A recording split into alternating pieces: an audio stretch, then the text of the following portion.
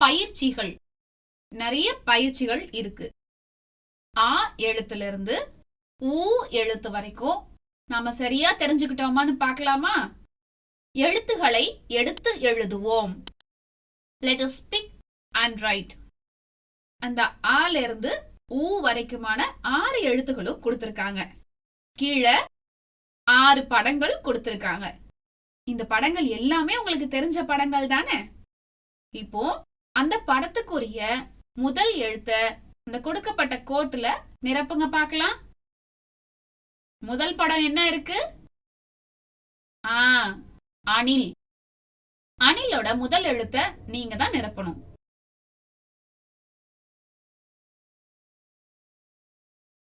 அடுத்த படம் என்ன இருக்கு? இலை. இலையோட முதல் எழுத்த நீங்க தான் நிரப்பணும். அடுத்தது உப்பு. உப்புங்கிற சொல்லுல முதல் எழுத்த நிரப்புங்க பார்க்கலாம். அடுத்தது ஊதல். ஊதல்ங்கிற சொல்லுடைய முதல் எழுத்த நிரப்புங்க பார்க்கலாம். அடுத்தது ஆமை. ஆமைங்கிற சொல்லுல முதல் எழுத்தை எழுதுங்க. அடுத்தது ஈசல். ஈசல்ங்கிற சொல்லுடைய முதல் எழுத்தை எழுதுங்க.